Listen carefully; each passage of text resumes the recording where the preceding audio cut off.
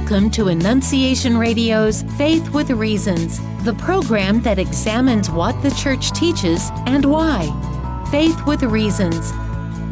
Well, good afternoon and welcome to Faith with Reasons, show number 557 on this Wednesday, November the 5th. Yes, kind of a typical fall day here in the Diocese of Toledo. We are very pleased to welcome Shayne Stanfield into the studio once again. We see him on Mondays and on Wednesdays, so twice a week we get to see Shayne. How you doing? Pretty good. Yourself? Pretty good. Keeping Awesome. busy? Yeah, absolutely. And of course, I always have to ask how things are going. You're working at St. Joan of Arc Parish. Yes. And there's always a lot happening at that busy parish. So what's new? There's always a lot happening. My numbers are seem to be holding steady for OCIA. Lost a few, but you do that during this discernment period. Mm-hmm. But still at a record-breaking number of students. So I'm glad to be participating in that. My first go at it. Mm-hmm. About 3 months into the job now, so. Yeah, and that's a busy 3 months for you, I know. Yeah, it is. Wow. So, well, I'm glad you could make it for this show as well. So Monsignor lets you off on Wednesday afternoons to come in here, right? Absolutely, yeah. God bless him. I can plug the parish. That's true. That's pretty smart on Monsignor Borger's part. That's very true. Well, and we always look forward to our conversations here on Faith with Reasons, as we have since, really 2014. So. And we're going to return to a guest we've talked to him before. It's been quite a while, but it's always great to catch up with Dale Ahlquist. Talk about a busy guy. He is, of course, the president of the Society of the Gilbert Keith Chesterton, creator and host of the long-running EWTN series on G.K. Chesterton, and publisher of Gilbert Magazine. And I think everybody will agree he is the greatest living authority on the life and works of Chesterton. And, of course, you hear his Chesterton Minutes here on Annunciation Radio as well. And his many books include The Apostle of Common Sense, The Complete Thinker, Knight of the Holy Ghost, and Common Sense 101. And I want to add the book that we're going to talk about today. Dale's new book is called I Also Had My Hour. And it's interesting because it's an alternative autobiography of G.K. Chesterton, available now from Ignatius Press. Dale Ahlquist, always a pleasure to have you, and glad you could make time to join us today. Welcome. Thank you very much, gentlemen. It's a great pleasure to be with you here. And I understand you're kind of crisscrossing the country right now. The Chesterton Academy is just booming. Everywhere. You've had terrific success with the classical education with the Chesterton Academy, and it is coming to the Diocese of Toledo, as a matter of fact, in Findlay at St. Michael's, where they're opening a new high school, and that's exciting news. Yeah, it is. The growth of these Chesterton Academies around the country has been phenomenal. It's been unbelievable. It's been something completely unplanned. We only had hoped to start one Chesterton Academy up in the Twin Cities of St. Paul and Minneapolis, which we did in 2008. And beginning in 2014, other schools have started. And in just 11 years, 71 schools have started around the country. There's 20 more in the pipeline.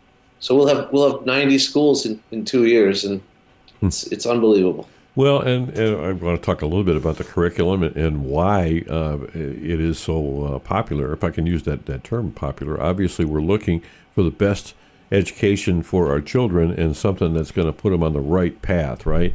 And that's why this type of an educational system is so needed right now. So what are you hearing from parents or what are you hearing from administrators who are attracted and flocking to the Chesterton Academy?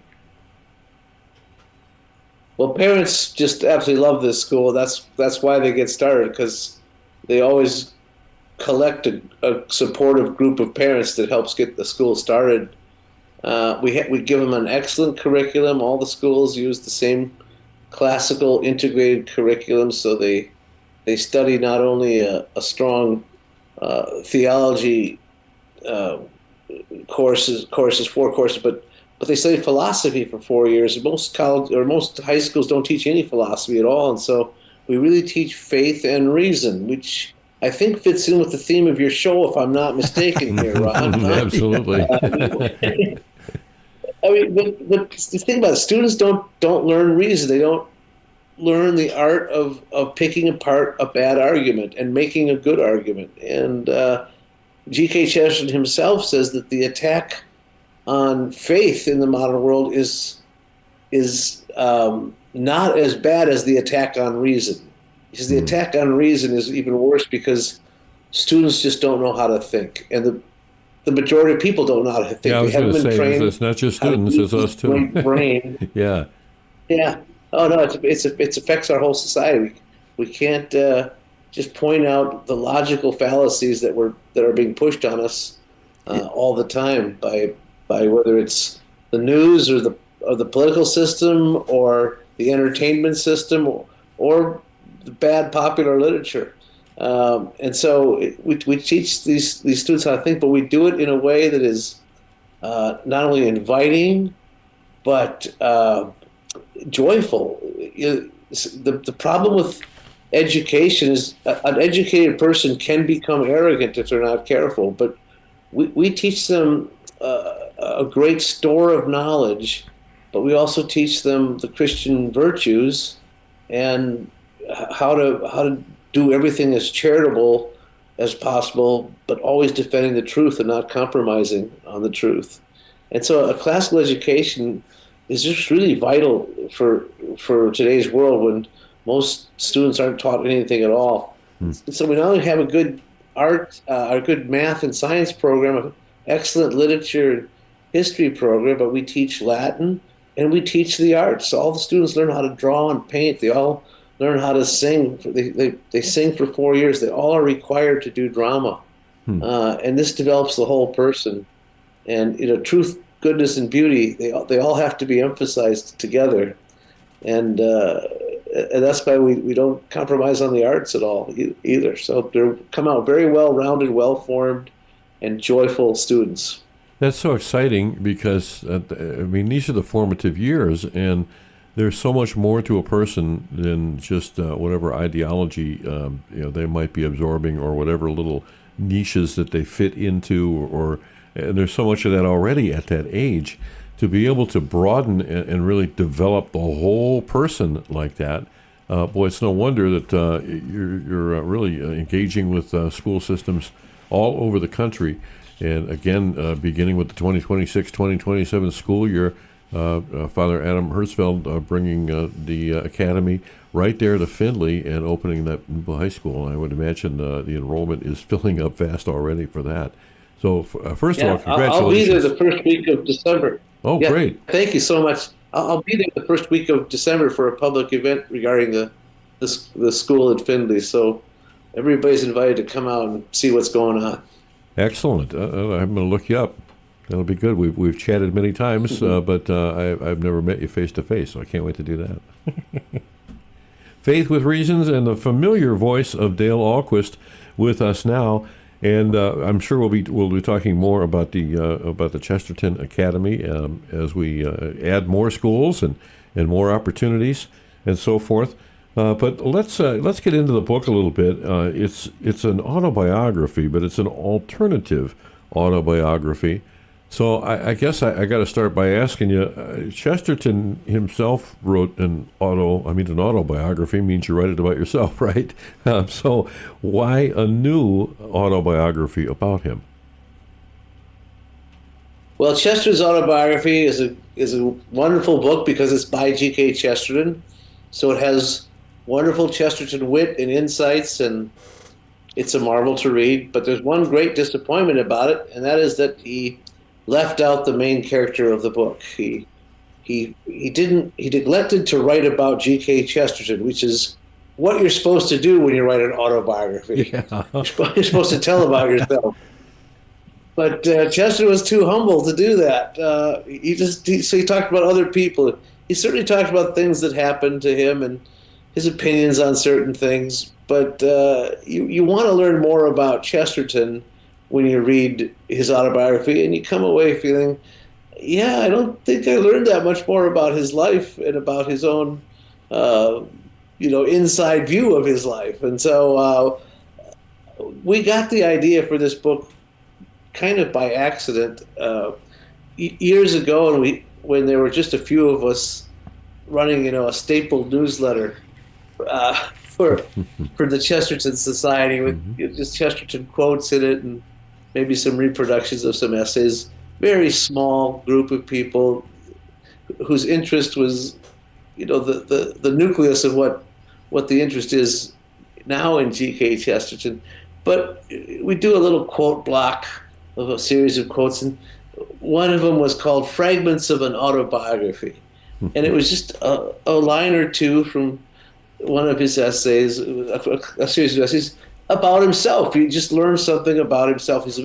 His something about his life came out, and after a while, we'd strung together a few of these, and it occurred to me, I bet there's enough material that we could probably put together a whole narrative of Chesterton's life in his own words that would be more informative than his autobiography. Wow. And so it was a project I started working on really a long time ago, and just have been gathering quotations and essay excerpts for years. But then I got serious and started stringing them all together, weaving them together into a narrative of his life. And the result is truly an alternative autobiography. It's written in Chesterton's own words, but strung together from literally 1,000 different sources. It's amazing. And the reason it was possible, Ron, is that Chesterton is one of the most prolific writers who ever lived. And he wrote thousands of essays. And I made a kind of a rule, a limit to my approach, that I would try not to use material from any of his books, but only his uncollected journalism. Oh, wow. So that the material really would be new. And the reader is getting a lot of information here that they're seeing for the first time, because much of this stuff hasn't been published since Chesterton's life 90, 100, 120 years ago. So this is, and it sounds monumental. I mean, if you're obviously third person in this, in putting this together and in trying to discern, what goes in and what doesn't, it just doesn't seem like it's I wouldn't say it's an easy task. Obviously, it's taking a long time to do this, but there's like you said, 1,000 different sources here. How do you even start with that? It just boggles my mind. Well, as I say, we started by accident. I was gathering quotations and suddenly realized, well, I've got several pages of material here. Now let's get serious. And so it was a matter of really going through his essays, which we've been collecting for years. Mm-hmm. When I started reading Chesterton 44 years ago, only 6 of his books were in print. Only 6. And he wrote 100 books. Oh, yeah.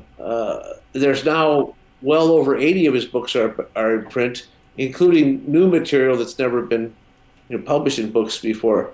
But collecting all the essays, collecting all the newspaper essays, I mean, that was mining for gold is what it was. And there were people besides myself going into old libraries and into microfilm files and old yellowed newspapers, making pictures of these essays and getting them all in one place for the first time ever.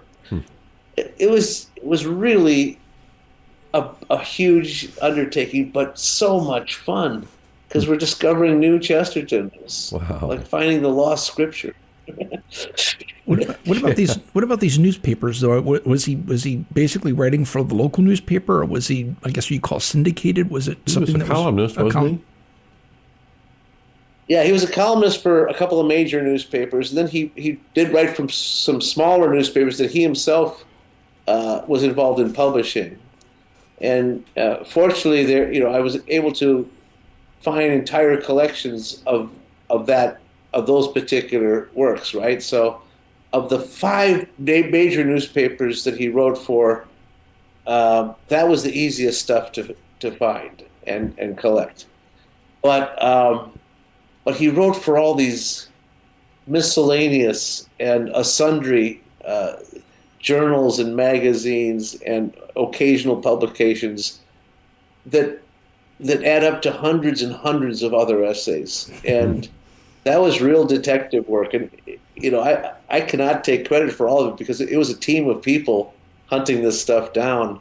And we'd all work together and have just great celebrations when we found something that was, thought lost or that we didn't even know existed. So, and then to add to it, the other big dimension that we added, and this is because of having historical newspapers online that you can research now. It would have taken forever otherwise.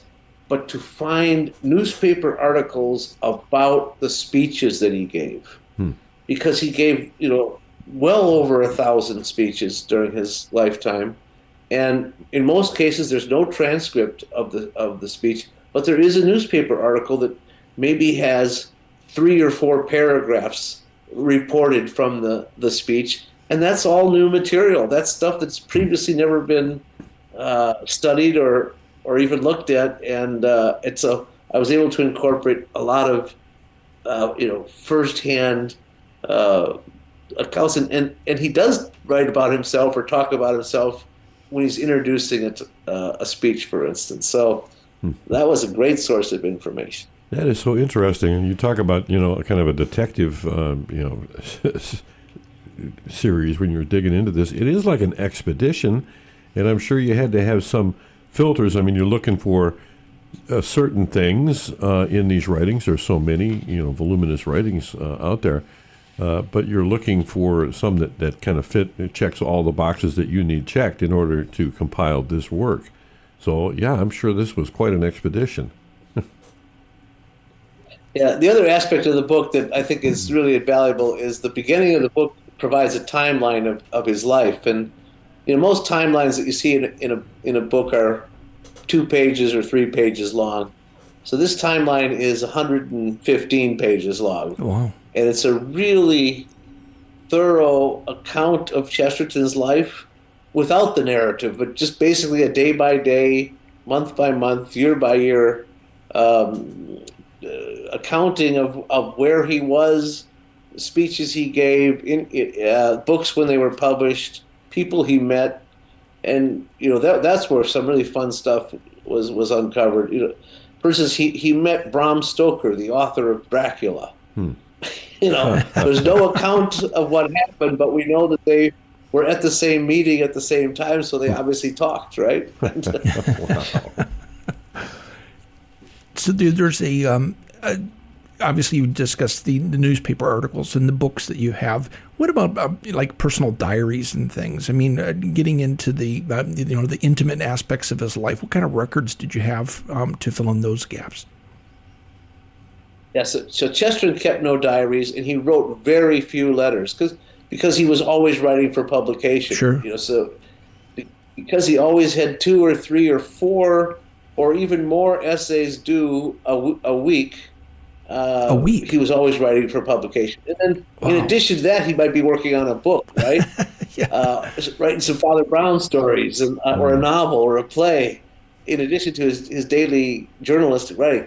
But there were a couple times in his life, in his shared life with his wife, Frances, where she kept a diary. And her diary, which is very limited, was also a very useful document. And then in addition, and sometimes when they traveled, the later part of their life, she would keep a diary of the trip. And so that provided an extra perspective. I do have one chapter where it's just personal accounts of people who met Chesterton. So it's the one place where we diverge from a firsthand account, and we get pictures of live encounters with Chesterton that help fill out the picture and describe how he impressed other people in real life. I think that was a really important aspect, added perspective to give to the story. That's pretty fascinating just to see accounts of that. Because I mean, you get to know a person by what they've written, right, and what they've spoken, but you don't really get to know the person until you spend time with them and are in conversation. Maybe you see them in various moods and so forth. So I think this book is very important, and I'm glad that you took the time to do it. And at first, the title didn't make sense to me. I also had my hour, but now I kind of get it. Because, like you say, he didn't really write about himself. Well, he had his hour, and I'm glad that you're bringing it to the reading public. What did you learn about Chesterton that you didn't know before, or that surprised you? Well, I think one of the surprises is how consistent his ideas were throughout his life. Even though he had really a monumental event in 1922 when he became Catholic, his decision to join the Catholic Church, which he calls the chief event of his life, his thinking really does not change from his pre-conversion to his post-conversion, because it was a really long and deliberate intellectual conversion. He was probably ready to become Catholic, well, clearly was 10 years before he actually joined the church, and he was thinking and writing like a Catholic.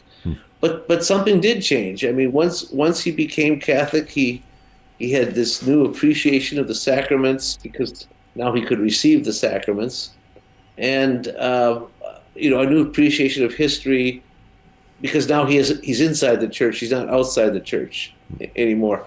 But still, the consistency of his writing from the beginning of his career to the end of his career, it's incredible. To be able to date his writing just without knowing anything else is almost impossible, because he's such a consistent writer.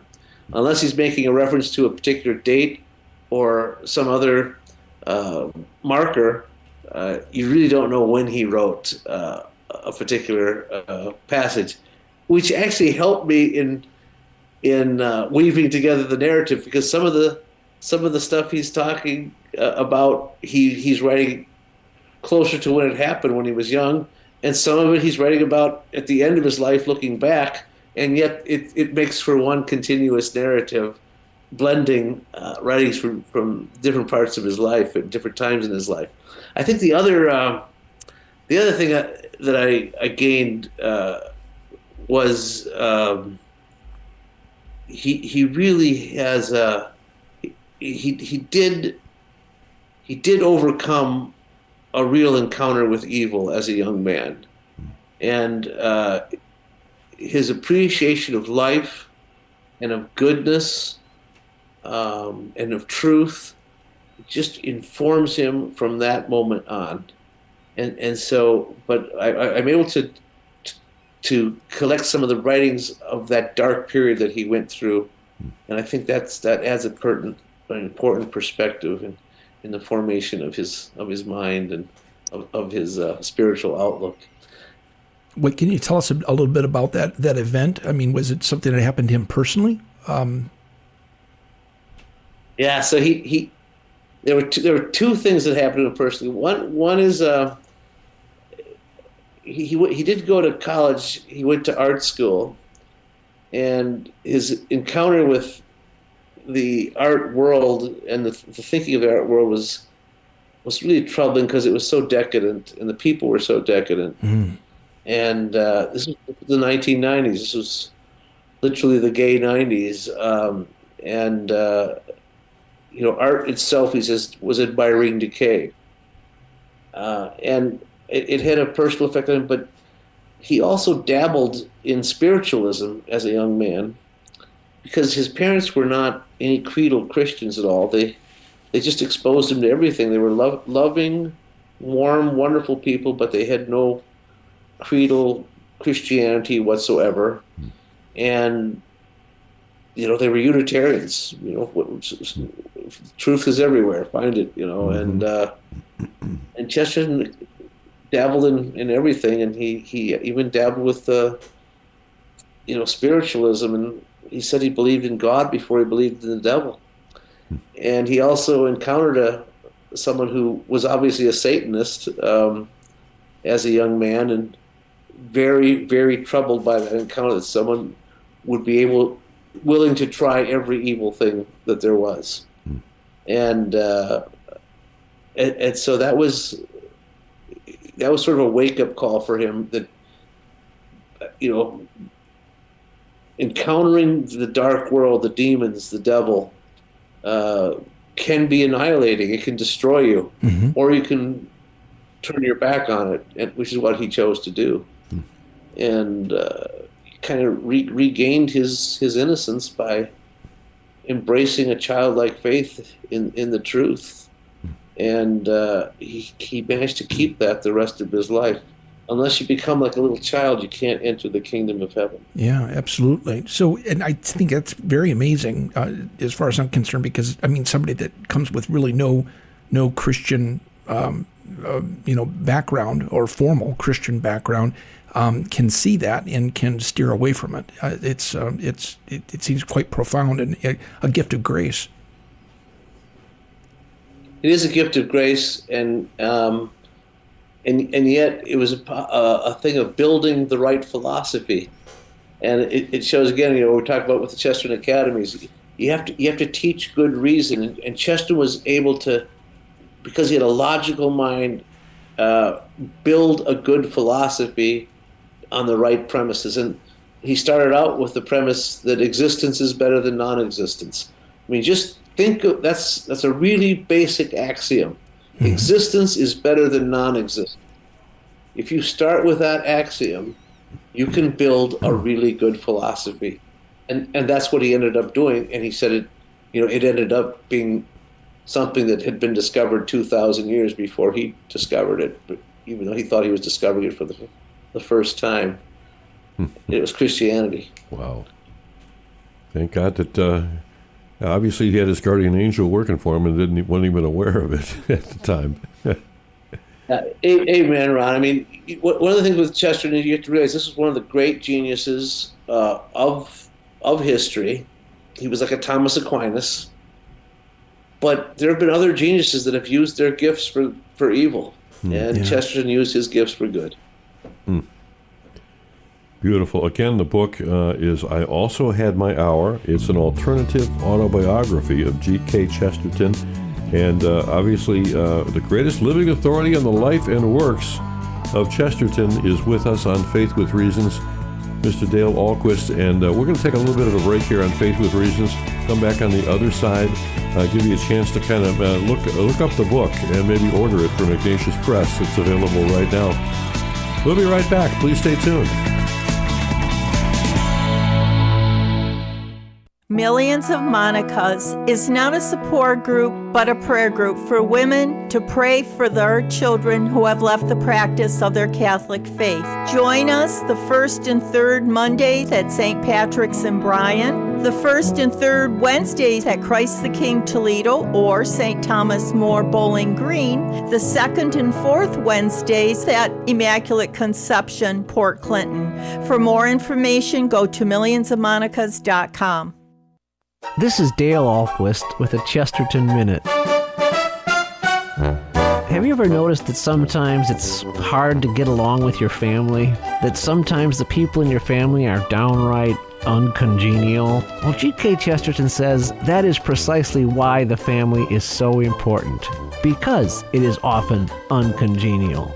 Every family is filled with the same problematical people that you find everywhere else. And so anyone revolting against the family is simply revolting against mankind. As Chesterton says, Aunt Elizabeth is unreasonable, like mankind. Papa is excitable, like mankind. Our youngest brother is mischievous, like mankind. And so, if we can get along with our family, we can get along with anyone. Want more than a minute? Visit our website, chesterton.org. Father Mateo once said, "Make your home another Bethany." Our homes are meant to be holy. Where life is lived, so does our faith need to be lived out as well.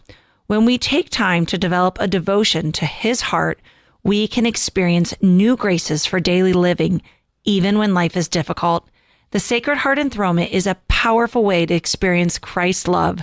Visit welcomehisheart.com to learn more about the Sacred Heart Enthronement. Now, back to Faith with Reasons here on Annunciation Radio. Hey, welcome back here. Shayne Stanford with Ron Finn, and today we're blessed to have Dale Ahlquist, President of the Society of Gilbert Keith Chesterton, creator and host of the long-running EWTN series on G.K. Chesterton, and publisher of Gilbert Magazine. He's considered the greatest living authority on the life and works of Chesterton. His books include The Apostle of the Common Sense, The Complete Thinker, Knight of the Holy Ghost, and Common Sense 101. And today we have him on our show to discuss his latest book, I Also Had My Hour. It's an alternative autobiography of G.K. Chesterton, and it's now available from Ignatius Press. And you may have just heard during the break, Chesterton Minute, and we certainly want to have more than a minute with Dale Ahlquist. So we're blessed to have him on our show today, and excited to talk about this new book. And Dale, I'd like to hear a little bit more about his conversion, because we found out at the last part of the first half of the show that he really didn't have any formal Christian upbringing, and he had some encounters with evil in his early life, and he was able to through his reasoning to steer clear of that, and he had to have some sort of an influence. To me, it seems like friends or somebody that were Catholic or that were Christian, that he was able to glean under Christian understanding. Was that the case or not the case? Yeah, there's certainly. In his book Orthodoxy, he talks about the fact that one of the things that really convinced him to be a Christian was reading all the bad arguments against Christianity. They helped him convince that Christianity was true. The people who argued against it were so unreasonable and didn't provide anything better than Christianity. He said Christianity answered all the questions that they asked, all the doubts that they had, and he arrives at the Christian faith, which at the time he wrote that book, 1908, he was not Catholic. Although when you read the book, you think he's describing the Catholic Church, because he refers to the Apostles' Creed and everything. But at that point, he had joined the Church of England. But then when he goes on to the time he becomes Catholic in 1922, the people who influenced him certainly were a priest named Father John O'Connor, who became the basis of the Father Brown character. Chesterton based the famous detective priest on this priest named Father John O'Connor, who not only provided a great example of living the Catholic faith, but showed the depth of thinking within the Catholic Church. It's one of the reasons for the inspiration for the character, because he was surprised at how much the Church knew about evil. He expected the Church to tell him about what was good, but to understand evil was a shock for him that the Church could do that. But if a priest who listens to confessions all day might know something about how evil works, and might know something about how the criminal mind works, right? Sure. And that actually helped inspire the character of the priest. And then Hilaire Belloc was a big influence. Chesterton's great friend, who was a lifelong Catholic and a great defender of the Church. But there were other people too along the way who provided great strength, and it turned out that there were people praying for his conversion. And I remember Mother Angelica once saying that every conversion is because someone has been praying for it. Yeah, wow. And there were people who were praying for Chesterton's conversion. In fact, an entire convent of nuns had been praying for his conversion. Wow. That's something to think about. Yeah. Yeah. Yeah, when a convent is praying, it's going to happen. You know what I mean? It's they're so in sync with where they need to be, and in communication. So those are powerful prayers. Now, a lot of people who are obviously familiar with Chesterton through reading and maybe even hearing some of his speeches, I'm sure that these were the main ones that were praying for his conversion, right? Because they thought, we got to have this guy in the church, right? Well, yeah, the surprising thing is when his conversion became public, there were two different reactions. One is people were not surprised at all. In fact, there were many who thought he already was Catholic. They were less shocked because they were shocked that he hadn't been Catholic because he was so so much an outspoken defender of the Catholic faith. But then the other people were shocked with just how he was way too smart to become Catholic, and he went from being a writer to being a Catholic writer as if that was something less. And so he was always known as the Roman convert, really for the rest of his career. Wow. So did I, if I understood you correctly, then there was a progression. He entered the Church of England first. I mean, he was initially spiritual, and then he entered the Church of England, and there was a period of time there where he worked his way into the Catholic Church. That's correct. Yeah, he grew up without a Christian creed. About 1901 is when he became a Christian and was received into the Church of England. It's when he got married to his wife, Frances, who was a devout Anglican, and I think he probably, in his head he was an Anglo-Catholic, and when he had come to the realization that the Church of England was not really a branch of the Catholic Church, and that it was in fact Protestant, and so the fullness of the Church was only going to be within the Catholic Church, and the sacraments meant so much more to him once he was received. Confession. He said that when a man steps out of the confessional, he's 5 minutes old. His whole life just started over again. Wow. I love that quote. So did he enter the Church of England thinking that it was a branch of the Catholic Church? Did he have expectations and find out that it was lacking?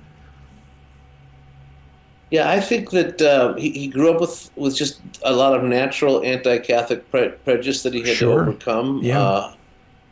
But by the time he embraced what he called the historical faith, he felt that the Church of England was a continuation of that faith because they recite the Apostles' Creed. The Apostles' Creed sums up the faith, and it is used by both the Catholics and the Anglicans and other communities as well. For years would recite the same creed, even though it says one holy Catholic and Apostolic Church. Yeah. But the term orthodoxy, as he uses it in the book, refers to the Apostles' Creed. That's what he's talking about when he says orthodoxy. Wow. Interesting. And how much do we know about his wife, Frances? It had to have been difficult for her. I'm just picturing him, calling him to dinner, and he's too busy writing to come in. There had to have been some difficulties in her life. He had to be, even though obviously a very affable guy and very easy to get along with, he must have been kind of challenging as a spouse, I would think. What do we know about her? Well, yeah, I mean, his lines about marriage are very, very true and very funny. He said when the prince and the princess rode off into the sunset together, and it says, and lived happily ever after. He says, I'm sure they lived happily ever after because most marriages are happy. It doesn't say they lived peacefully ever after. They probably threw the furniture together, right? Yeah. And his other great line about marriage in his novel Man Alive, he says, marriage is a duel to the death. We don't know. We don't know if there's ever been a successful marriage because no one's ever survived it, he says. But he and his wife had a wonderful, close relationship. She depended on him and he depended on her. I mean, he was so absent-minded that he absolutely required her to take care of all the main little details in his life, including making sure that he, got up, got dressed, got fed, and got to work and got to his appointments. And if she wasn't there, it would be disaster. It would be absolute disaster without her. But the same thing is that she depended on him, too, and she was so supportive. There would have been no G.K. Chesterton without Frances Chesterton, but Frances absolutely was devoted to him. And when Chesterton died, she said, I can't believe he doesn't need me anymore.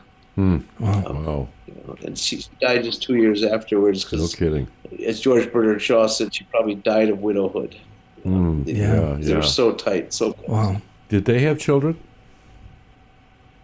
No, that was probably the greatest personal tragedy in either of their lives, because they both wanted a large family, and when they realized that she could not have children, even though they tried medical procedures and everything, then they filled their house with other people's children and had foster children and the equivalent. And he always wanted to have children around him, so he borrowed other people's children. That's great. What can you tell about his character? I mean, I'm sure they were invited to parties, and was he the kind of the person that was challenging, always wanting to get into a debate with somebody, or was he rather reserved? Well, he was certainly always happy to debate, but the characteristic that you're asking about, Shayne, is that when he was with other people, he was as interested, if not more interested, in what they had to say than what they were and what he had to say. I mean, he took everyone seriously. He made them feel like they were the most important person in the room. He had that quality about him. He really listened to people, and he was happy to argue with them, but no one could ever get mad at him because he argued so charitably, and he was just this goodness that exuded from him. So people wanted to be around him. They wanted to hear what he had to say. And if they chose to argue with him, they even enjoyed being defeated by him in an argument because, they wanted to see their arguments laid out flat. So he was a great joy to be with, but so self-deprecating, so humble that, he thought that none of his opinions were actually that important or that worthwhile, even though they were important to him. He could understand why they might not matter to someone else. And let me read a passage from the book here. Yes, please. Yeah. People just a little sense of it. This is from it's a little excerpt of on being a writer. Okay, this is from the chapter with Monstrous Head on being a writer.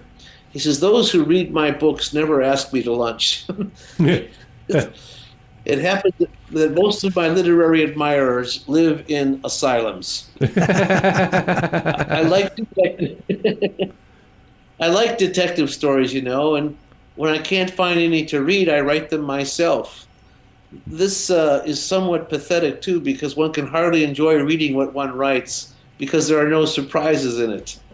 I vastly prefer the police novel to the pseudo-philosophical exposition. The amateur detective has to give some sort of answer to his own question. The amateur theologian never gives any at all. Anyone playing at anything has to be serious, whereas I have only two good reasons to know. If you're writing an article, you can say anything that comes into your head. I take the liberty of using the wits which God, I apologize for the term, has given me, and through sheer laziness, I always say what I think. If I make a mistake in writing an article, I can cross it out, though I seldom do, as you know. I hate to read what I've written. I never felt certain of my writing. I'm only certain of my opinions. I've never been burned alive for my opinions. I've never been tortured for my opinions, and only from time to time have I even been sacked for my opinions. And just a couple more. I think the artist is the man who ought to be able to say what everybody else means. And that's what Chesterton does so well. Yeah. He tells you what's on your mind, and you say, oh, I wish I could have said it that well. He said, I never understood why it should be considered as anything against the truth of an idea that it was funny. To me, it appears that its funniness should be rather in its favor. I have a sincere enthusiasm for the obvious. Wow. Wow. What a great read this book has got to be. Of course, all his writings are as well, but to have such a specifically culled set of things that are presented in this book, got to get your hands on it. I Also Had My Hour is the name of it. And, of course, Dale Ahlquist, the author, he's with us today on Faith with Reasons. And Dale, I just have to ask you. Obviously, people who read and have been exposed to Chesterton just want to dig deeper. But what got you hooked on Chesterton at the beginning? Yeah, so I was a big C.S. Lewis fan. I was a Baptist. I was evangelical and loved C.S. Lewis, loved his clear thinking, his clear defense of Christianity. But someone recommended that I read Chesterton if I liked C.S. Lewis, and I read The Everlasting Man as my first book, which is the book that influenced C.S. Lewis. C.S. Lewis was an atheist until he read The Everlasting Man by G.K. Chesterton. So Wow. Chesterton is largely responsible for C.S. Lewis becoming a Christian, and truly was very influential on all of C.S. Lewis's writing. And I quickly discovered that the more I read Chesterton, but I also discovered that Chesterton was much more profound than C.S. Lewis and went much deeper and wider, both. And I just really early on could not get enough of Chesterton. I just wanted more, and it was a matter of combing through used bookstores because most of his books were out of print, and there was no internet back then. The first computers, were still wood-fired at that point. So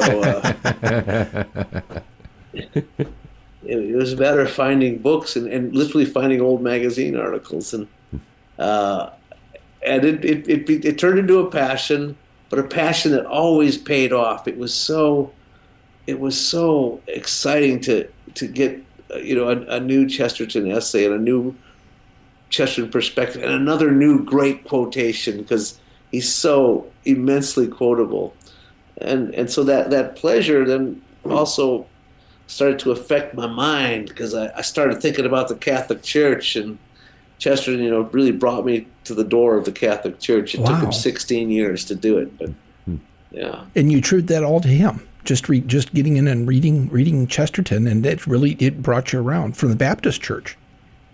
Yeah, and it truly made me realize too that Chesterton should be numbered among the saints, because he made me understand what the community of saints means. The saints are our companions. They are with us. They are our friends. They are our advocates.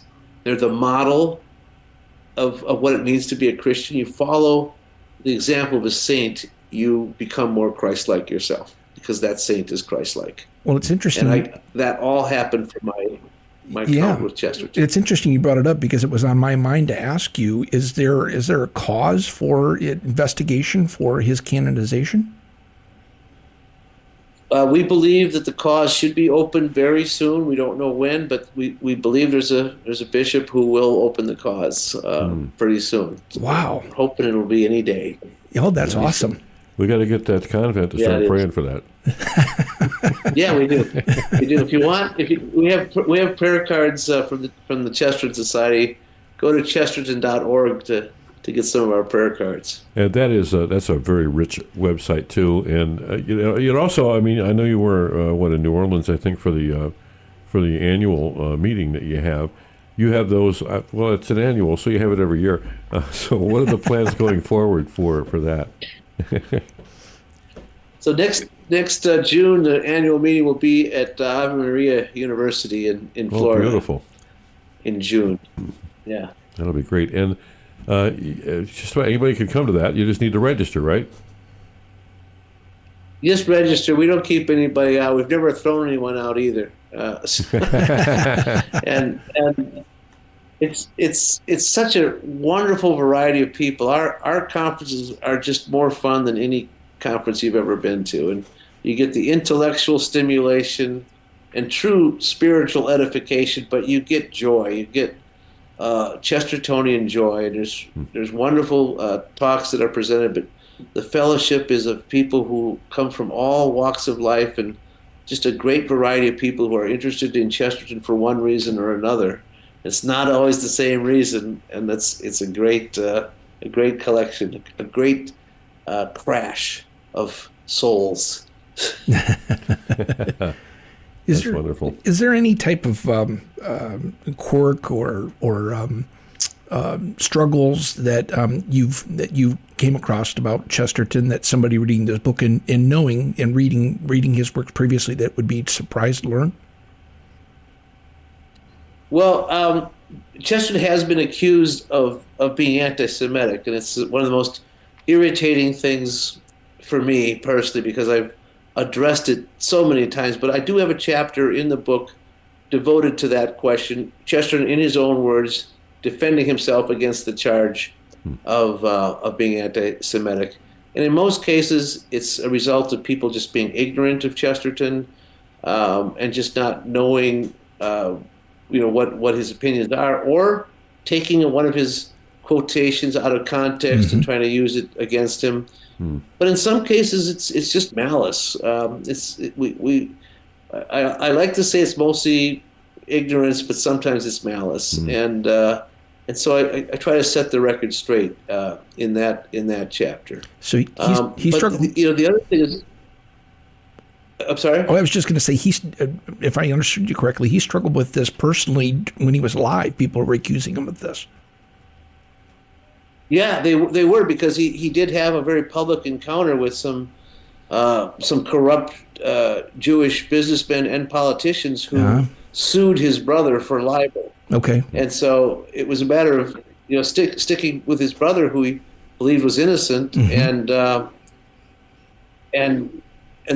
basically the wrong people won. It was a case of real injustice in his mind, but he always defended not only the position of the Jews, but also he defended the homeland of the Jews. He was a Zionist before there was an Israel, and the true Zionists of Europe at that time went to Chesterton asking for his support. The leading Jewish Zionists, the first president of Israel, was a great supporter of Chesterton because he needed Chesterton's support.